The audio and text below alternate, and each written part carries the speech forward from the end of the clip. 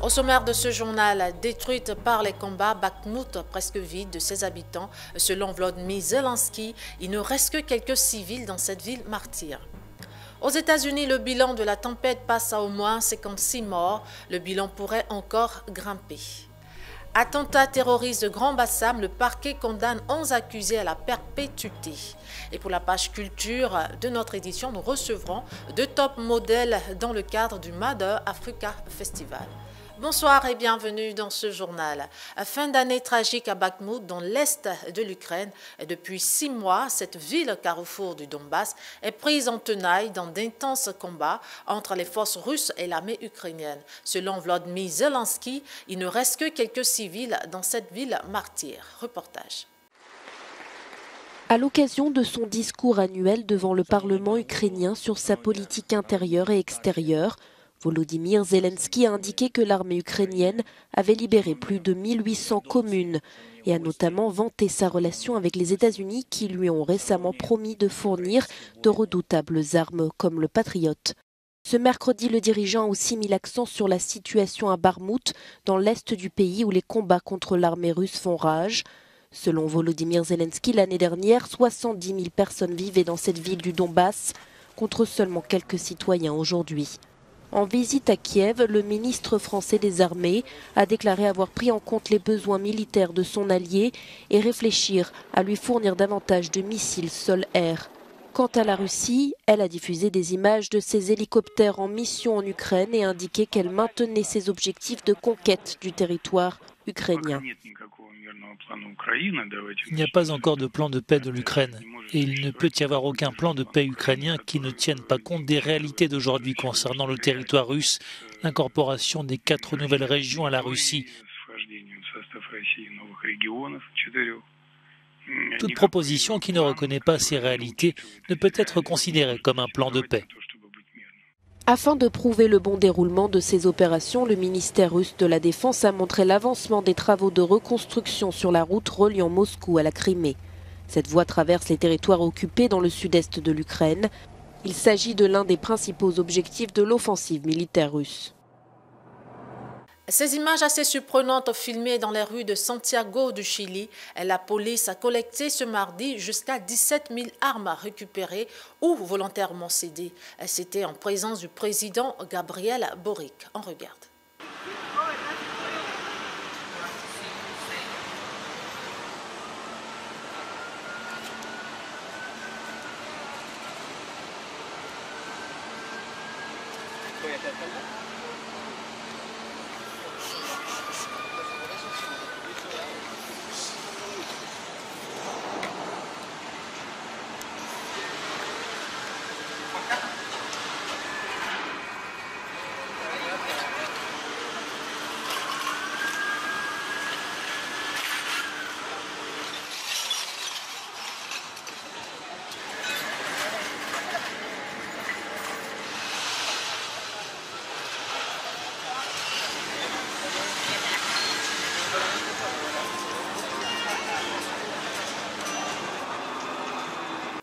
Et direction l'État de New York, dans le nord-est des États-Unis. La tempête hivernale qui, depuis quelques jours, fait des ravages inédits, a déjà causé la mort d'au moins 56 personnes.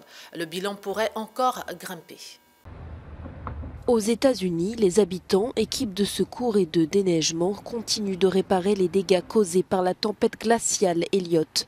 Survenu en pleine période de Noël, Elliott a bloqué de nombreux Américains sur les routes enneigées ou chez eux, parfois sans électricité. Situé au cœur de la tempête, l'État de New York recense le plus de morts. Dans la ville de Buffalo, près de 100 mètres de neige sont tombés. Il y avait beaucoup de neige, les voitures étaient bloquées, les gens essayaient quand même de circuler. C'était fou.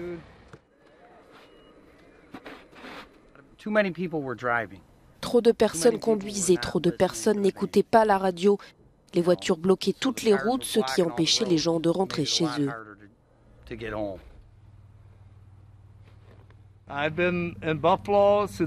Je suis à Buffalo depuis le 5 février 1970 J'ai émigré ici de Roumanie et c'est la pire chose que j'ai vue dans cette ville et l'État de New York depuis 1970.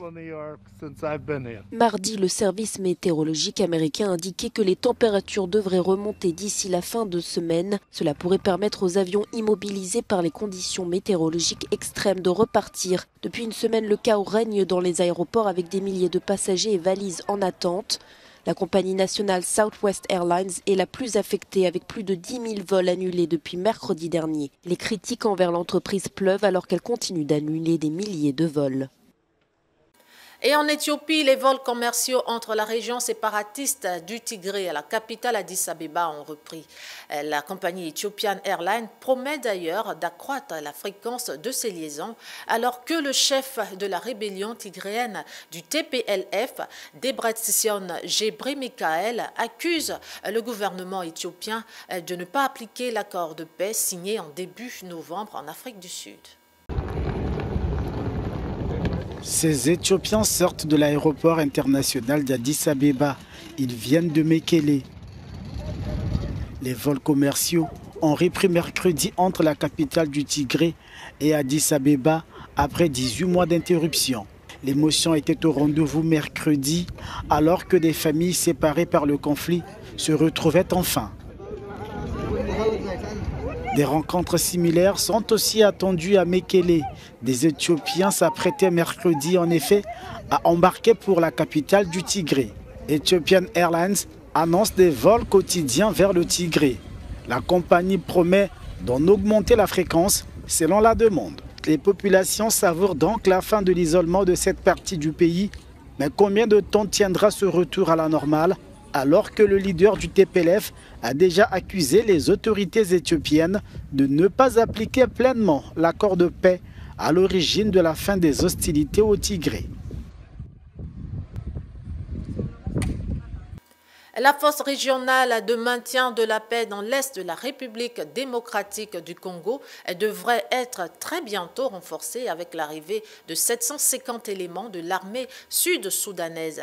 C'est la première fois depuis l'indépendance du pays en 2011 que le pays participe à une telle opération internationale. Reportage. Le Soudan du Sud va envoyer 750 militaires dans l'est de la République démocratique du Congo, dans le cadre d'une force régionale luttant contre une offensive rebelle, a annoncé un porte-parole de l'armée sud-soudanaise mercredi. Lors d'une cérémonie organisée à Juba, le président Salva Kiir a demandé aux militaires de maintenir la paix, les exhortant à protéger les civils et leurs biens.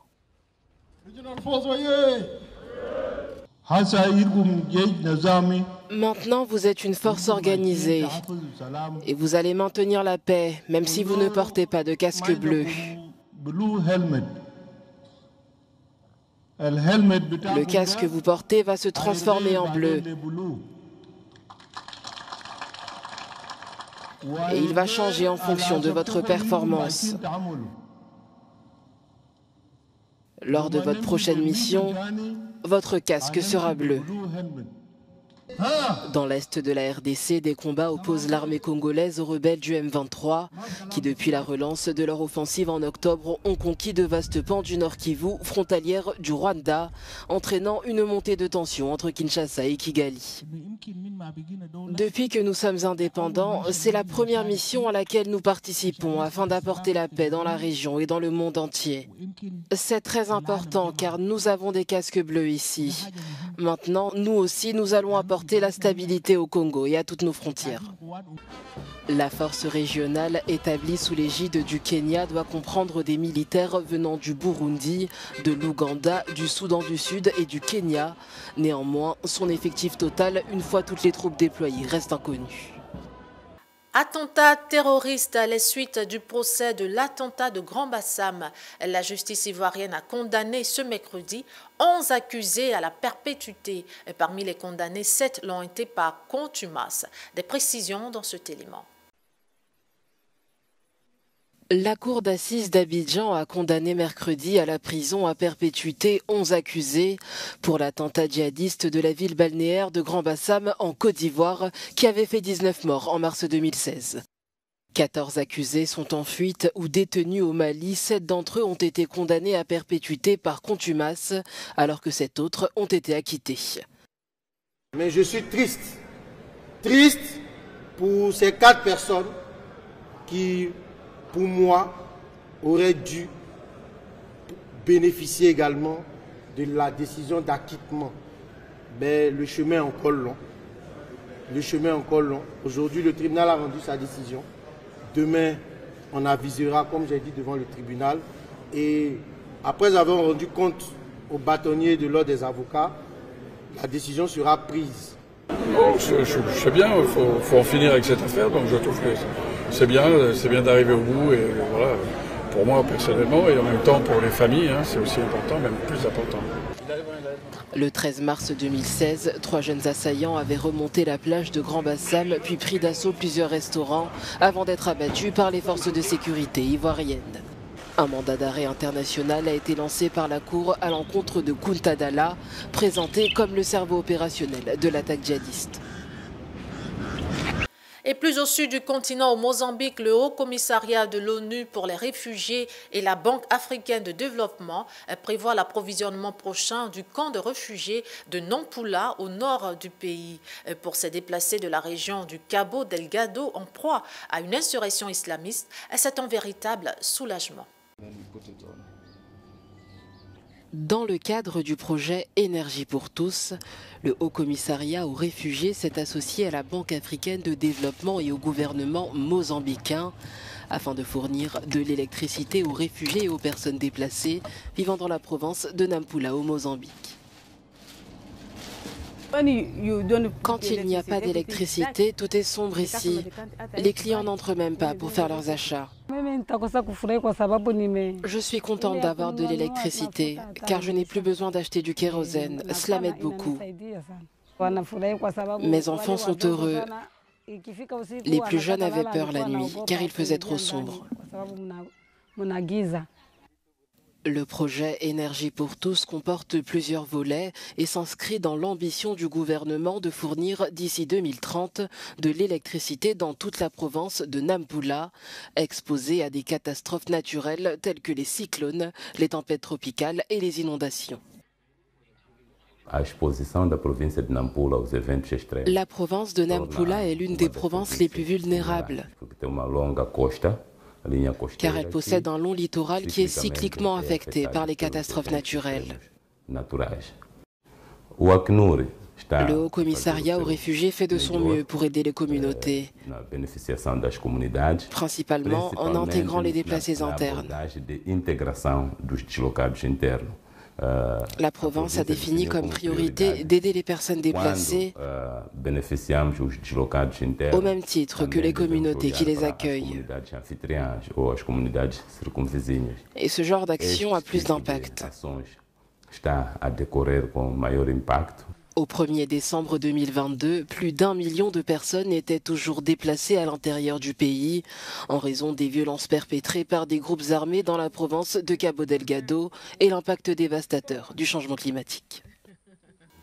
Page culturelle, la première édition du Mother Africa Festival a refermé ses portes cet après-midi à Abidjan, en Côte d'Ivoire, dédié au brassage culturel. Ce festival a pour objectif de présenter l'influence africaine sur la culture mondiale.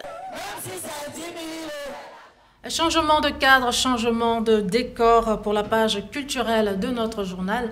Je vous l'annonçais en début d'édition. Nous recevons sur notre plateau 2 top modèles internationaux venus à Abidjan dans le cadre du Mother Africa Festival, qui est un événement culturel multiformat international autour du Made by Africa. Elles nous honorent ce soir de leur présence sur notre plateau. Il s'agit de Miss Marine Sarah, top modèle. Bonsoir Marine. Bonsoir, enchantée. Soyez la bienvenue. Merci beaucoup. Et de l'autre côté, Miss Cad, top modèle guinéen qui nous vient de New York. Bonsoir Cad. Bonsoir. Bienvenue. Merci. Alors, dites-nous, est-ce que c'est votre première fois d'être à Abidjan, Marie? Alors, pour ma part, c'est ma première fois. Et je suis très contente de venir découvrir la Côte d'Ivoire. Tout à fait. Et nous, c'est un plaisir pour nous de vous recevoir aussi en Côte d'Ivoire. À quoi bas. Cad, alors, et vous? Moi, personnellement, ce n'est pas ma première fois d'être ici. J'étais venue il y a 2 ans, mais dans un autre cadre. C'était dans le cadre de visiter la Côte d'Ivoire, qui est juste à côté de mon pays, la Guinée. Et j'avais tellement entendu parler de ce beau pays avec une gastronomie incroyable. Donc, je suis une très grande amoureuse de la bouffe, donc je ne pouvais pas passer à côté. Je me suis dit, bon, cette fois-ci, je viens à Abidjan. Mais c'était pour un court séjour. Pour un court séjour. Yeah. Je pense qu'on reviendra tout à l'heure sur la bouffe. Vous allez nous donner quelques bouffes que vous avez eu à déguster. Alors, de votre côté, Marine, vous êtes à Abidjan dans le cadre du Mother Africa Festival. Quelle a été la particularité de ce festival quand nous savons que vous faites le tour du monde? Alors, j'ai beaucoup apprécié l'ambiance. Très chill, la chaleur humaine, parce que j'ai fait le tour du monde, mais à Paris il fait très froid en ce moment. Tout à fait. Donc c'est des concerts très à l'intérieur, mais pas à l'extérieur. Bien sûr. Disons. D'accord. Donc j'ai eu l'occasion d'aller aussi à Burning Man, mais ce qui est il faisait très chaud aussi. Mais beaucoup plus large. D'accord. Là, c'était très convivial, Donc, c'est l'ambiance ici qui vous a marqué. Tout à fait. Et vous, Kad, alors? Moi, personnellement, c'est d'abord l'organisateur, c'est un très bon ami à moi et que j'ai connu à Paris, Milan, New York, qui promouvoit la mode un peu partout. Donc, pour une fois qu'il le faisait en Afrique, j'étais agréablement, j'étais très heureuse que ça se passe à la maison, on va dire. À la maison, bien sûr. Donc ça m'a marqué, le côté artistique en fait. Les Ivoiriens sont super créatifs, que ce soit la danse, que ce soit un mode de créativité, d'esthétique ou de bijoux. C'est la chose qui m'a marqué le plus. D'ailleurs, en passant, j'ai beaucoup d'oreilles. Ah ben d'accord, je vous les offre à la fin de l'émission. Donc, ce que nous retenons, c'est que l'ambiance vous a marqué et le volet artistique de la Côte d'Ivoire aussi vous a marqué. Oui, beaucoup. Mais vous êtes là, pas dans le cadre de du top modèle. Vous êtes là en tant qu'invité à ce festival. C'est ce que vous avez dit vous aussi, je suppose. Tout à fait. Oui, non, on n'est pas venu pour bosser. On est en vacances. On est en vacances. Et on vous l'accorde. On vous l'accorde. Alors, Marine, quel a été concrètement votre apport dans ce festival? Alors, justement, moi, j'ai beaucoup aimé l'ambiance. Le niveau artistique, on peut faire des tresses africaines, ou on peut faire des tatouages. C'est très... J'aime beaucoup les Africains parce qu'ils sont très chaleureux. Et ça se voit avec vos tresses. Ça se voit avec vos tresses. Et vous n'êtes pas venu, comme vous l'avez dit, vous n'êtes pas venu dans le cadre de la bosse. Et est-ce que vous pensez que vous avez apporté quelque chose de particulier, peut-être des idées, quelque chose comme ça? Peut-être moi-même aussi, mais bien sûr. Je suis blanche. Tout à fait. On m'appelle la dame à la peau claire.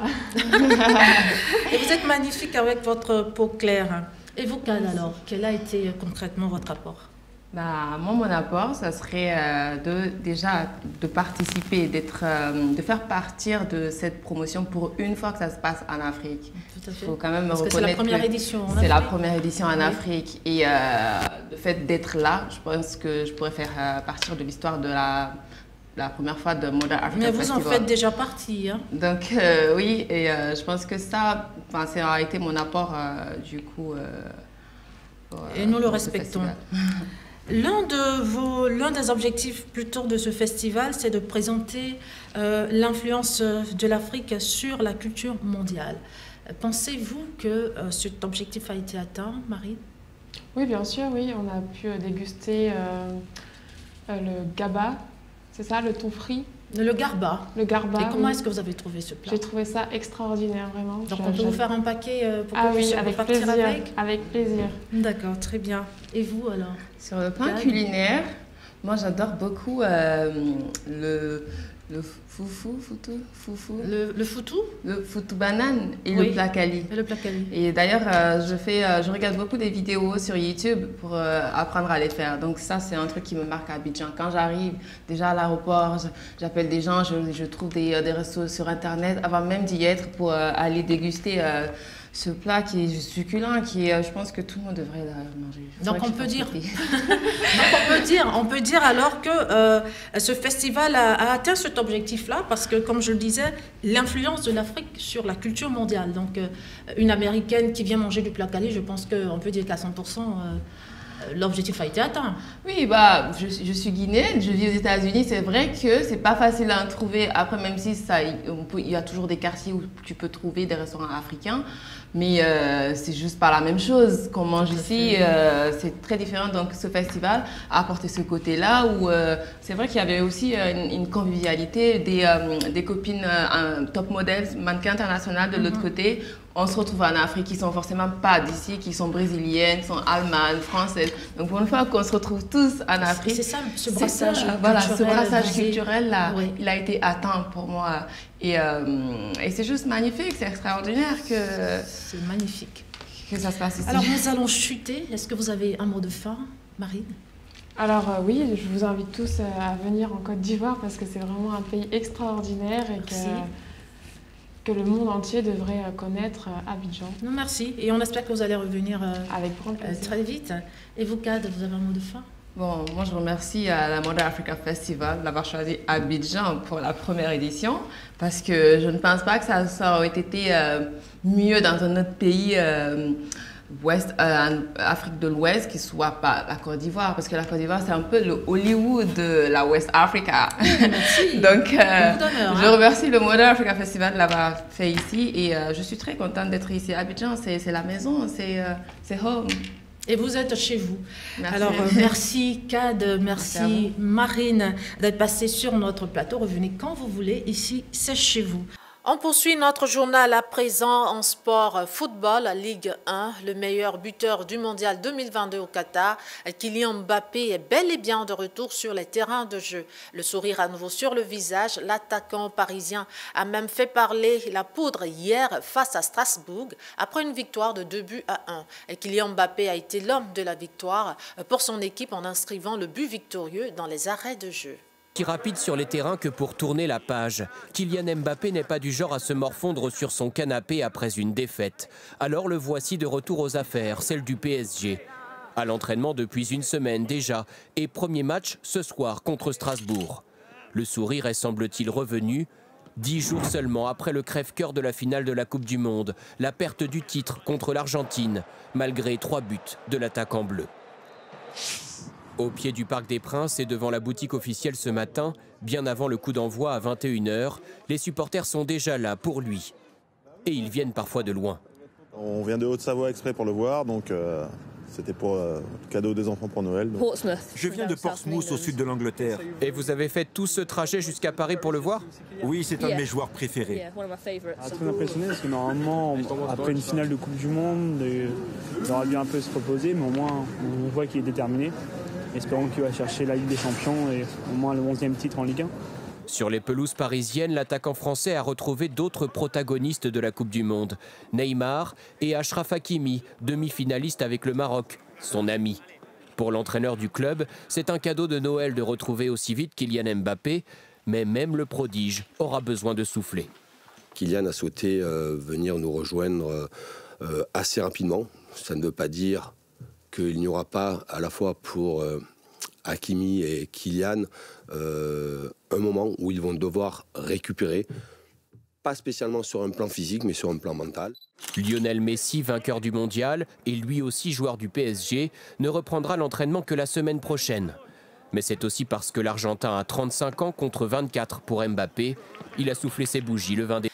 Ainsi donc se referme ce bulletin d'information. Merci à vous de votre attention. Rendez-vous demain à la même heure.